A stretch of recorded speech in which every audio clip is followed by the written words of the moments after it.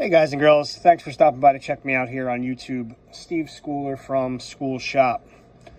So we're still working out the logistics on everything. I'm still trying to get my video channel up and running on YouTube.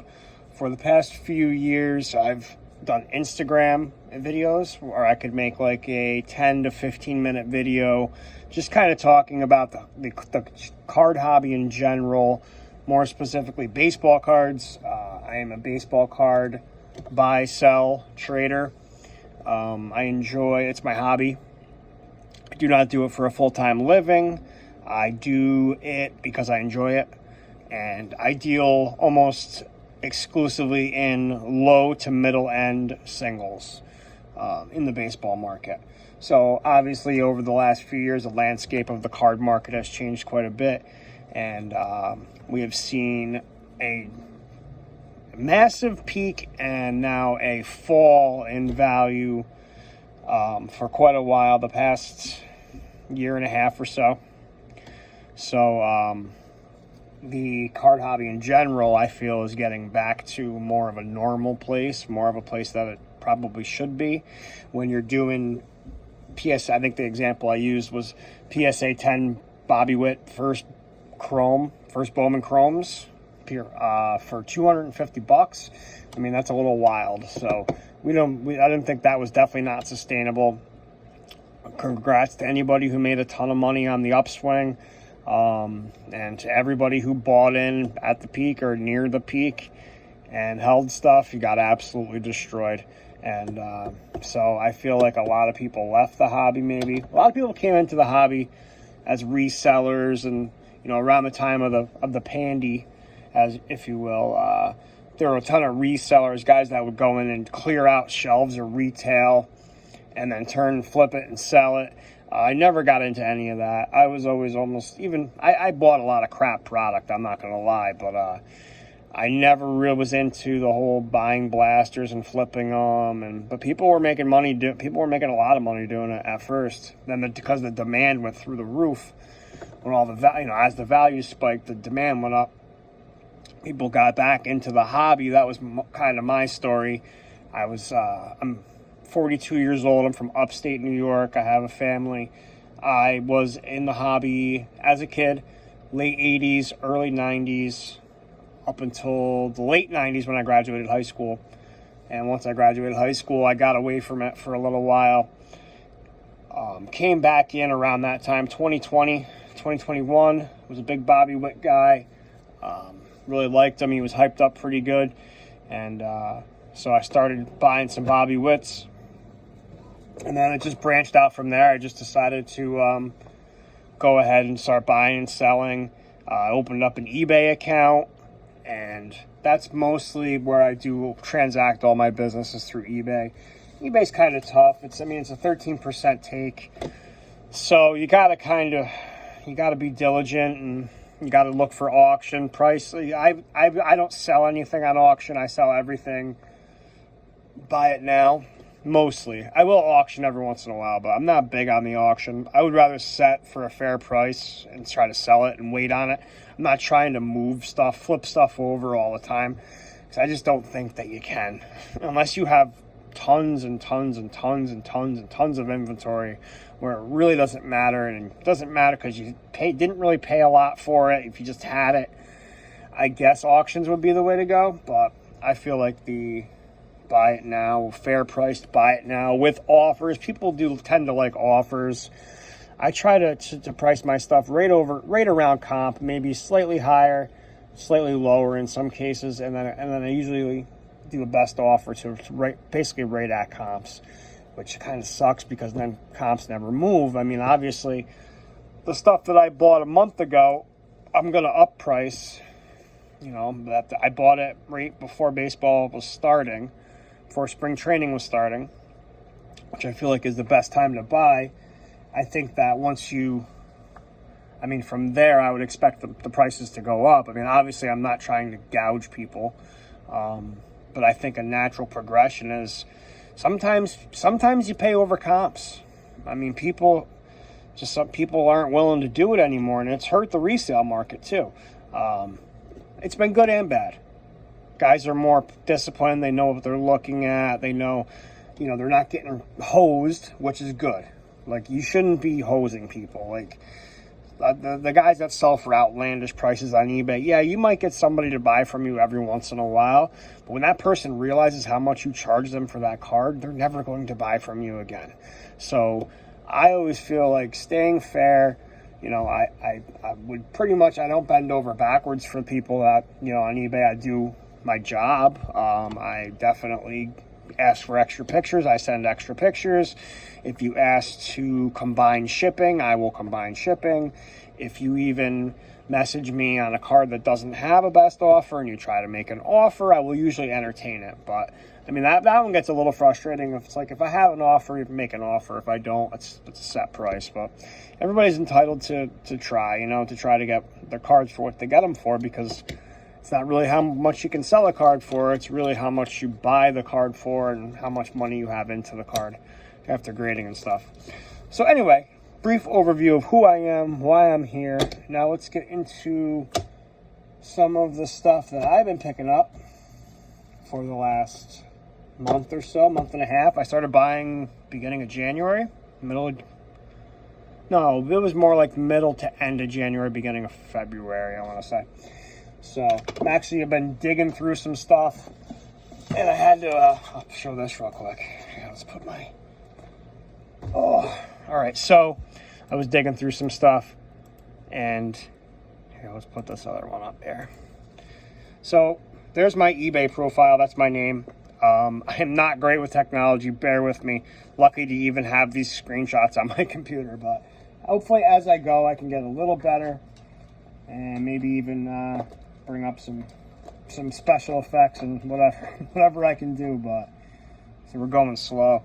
Caitlin Clark is absolutely blowing up right now. She became the NCAA's all-time leading scorer.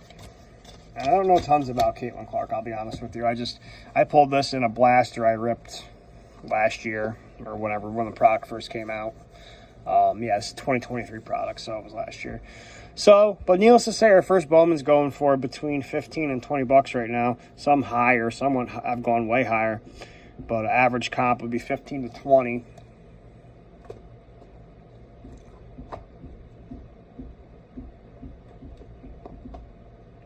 So, so she's up on eBay. And here's just, let's give a quick look at my, here, I'll have to lift I still record off my phone, guys, bear with me. So that's my eBay box. That's what's listed. The first line is what's listed. The next line is like the next to go on. So we are definitely rocking and rolling. Hopefully I can get some decent sales. I'm trying to price my stuff fair. I am trying to make money. When you buy on eBay and then have to turn around and sell on eBay for the 13% they take from you, plus another 30 cents or something. I mean, I'm trying to make money, so, I'm not trying to, like I said, to gouge people, but it's fair. I think the baseball card market is due to come up a little bit, or at least stay stable. I don't think there's any big drops coming anytime soon. Fanatics is doing okay. I mean, they've had some stuff happen in some product releases. They've had some mistakes. They've had some extra superfractors. They've had some, I can't remember, guys left out of it that were on the checklist that were left out of the product. So it hasn't been perfect by any stretch, but I think they're doing a pretty good job with baseball overall. I think the 2024 Topps looks pretty solid. I got one right here somewhere. Yeah, got our guy Curtis. I mean, I like the design. It's a little more modern than past flagship designs, but it's not. I mean, it's okay.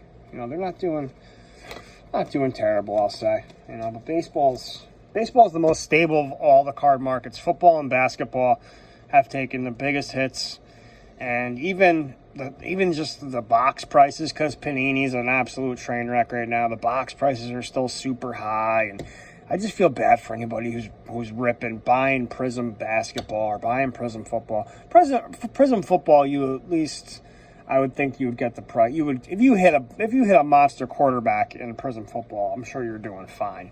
Like if you pulled a big Brock Purdy card last year, I'm sure like you made money, But that's few and far between, man, and you're not getting the money out of the base like you were. So I don't know. I don't know what happens with football and basketball. I just don't think it's primed to do very well in the next year or two, at least till Panini gets out of either they figure it out or they. I don't know if they're going to continue to make football and basketball after Fanatics takes over. Who knows how that's going to work. But anyway, let's do a couple quick speculative plays. This guy, let's start with the smaller stuff first. So we got, this guy was a big prospect from like 2016 up, I want to say. Let's see, 2018 maybe. I don't know. When I was in the market, he had already got back into the cards in 2020. He had already been a prospect for a couple of years. So, Kelenic, he's in Atlanta. Jared Kelenic, he's in Atlanta. Got a monster lineup around him. If he can not strike out 40%, I think he's going to be good. So, this is a Topps Heritage 2021 rookie. Numbered to $9.99. That's the white chrome Heritage, and I like these a lot. I think these are great for low-end cards. I mean, you're still numbered. You're still a refractor. Or actually, I don't think these even are refractors. They're not. They're just like classic chrome finish. This was a 2023 vintage stock. When you see that little swoop under the top sign, that's a vintage stock. And so this one is numbered to 99, which are nice. But I thought it was a rookie. I got a decent price on it, but then I realized after I bought it wasn't his rookie. It was a 2023. So it's from last year, but still a vintage stock at 99 is always good. And then we picked up a Bowman's Best 2021 purple. 2021 Bowman's Best purple. So decent prices on that for Kelenic. And I picked up I always love these. I got a whole team bag full of these from when I pulled it. I had a hobby box that had them in it. I like the purple refractors. I think they look really nice. I would like to I'm probably going to start buying more of them, honestly, and just kind of hanging on to them. So I think they look really cool. I know purple isn't really like a big sought-after color in the hobby. I just think it's cool for Heritage, and I think it's cool that they do the hot boxes that every one of these you'll get a purple in every pack. And it was like one of my first hobby boxes, so I had no idea it was even special. I'm like, oh, they give you a purple in every pack? Didn't realize that until I ripped my next hobby box, and I was like, oh wait, those were kind of special. All right, so he's a nice speculative play. Let's see who else we got. This guy I think is a decent speculative play. Luis Matos. I honestly don't know much about him. I know he's a rookie in this year's product. I know he's plays for San Francisco. I know that he is a decent name. So I picked up a couple of his low-end autos. I got more of his stuff somewhere. I think it's in my queue already. So he's had a hot spring. He had a good start to the spring. I think that he's definitely, there we go, yeah. I picked up a couple golds. Picked up a 2024 gold. I picked up a Panini 3 and 2. I do somewhat mess with the unlicensed baseball. It's got to be something specific, and I have to get it for a good price. But I do think there is still room on some of it. It depends though, and I don't like to put a lot of money into it. Let's not get too far off track. We got a Matos. We're gonna have a Matos purple. So, and I'm gonna put all this stuff right in the queue where it was. Yeah, because Matos, we're gonna be listing Matos pretty soon. So Luis Matos, he's out of 2024 Topps Series 1, this product. So if you guys ever are ripping any hobby boxes or anything, he's a good guy to look out for. This guy, who knows about this guy? I'm on him though. I listen to Sports Cards Nonsense quite a bit, and if you haven't checked out that podcast, I advise you to definitely check out that podcast. informative, good for new people to the hobby.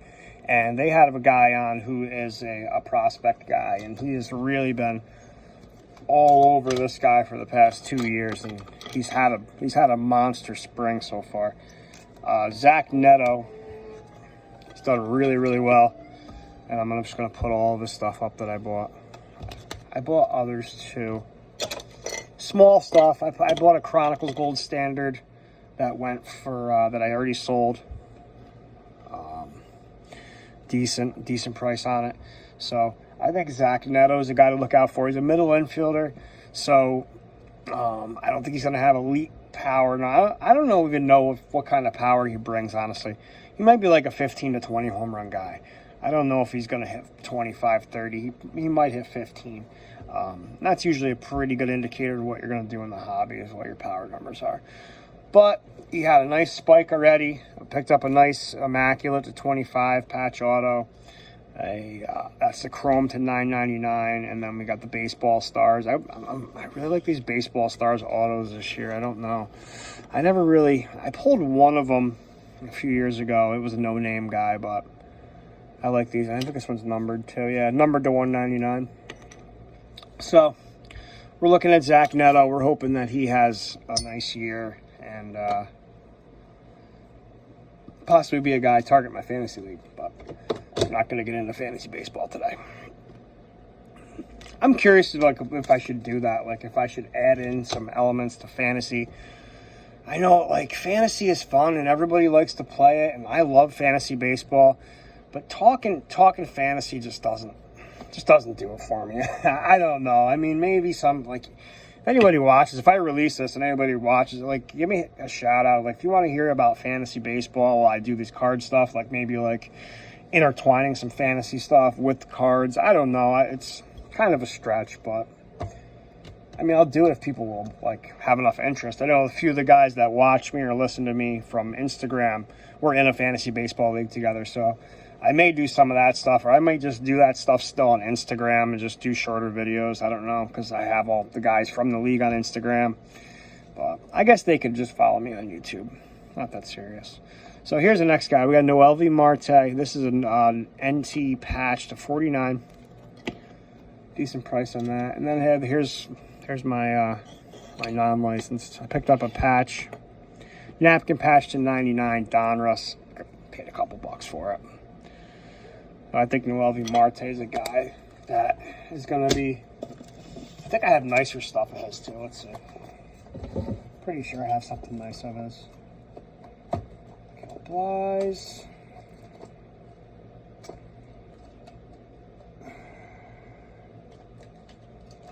Oh, I can't be wasting time going through stuff, though. Yeah. I'm pretty sure I have a patch auto of his somewhere from NT. I bought a bunch of NT stuff. Here, I might as well just throw that stuff up here while I got it. Bought a bunch of NT. Jackson Chourio. Curtis Mead. I like Curtis Mead. He has a good year. I don't see him Noelvi Marte, though. Maybe I didn't buy a patch auto. Oh, I bought a nice Dominguez patch. I got another Dominguez, too, somewhere.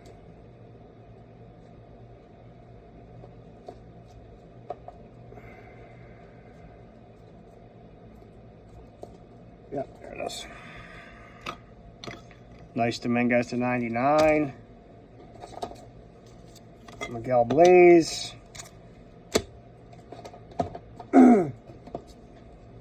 Jordan Lawler. I gotta show this one too. This is a sick Jordan Lawler patch from Panini 3 and 2. Non-licensed, but I really like that patch. So I'm in on some of these guys. Like obviously, like Dominguez was a hugely hyped prospect, and I'm in on Dominguez. And this is stuff that came out right before the rookie stuff came out, and his rookie stuff is just a little too high right now.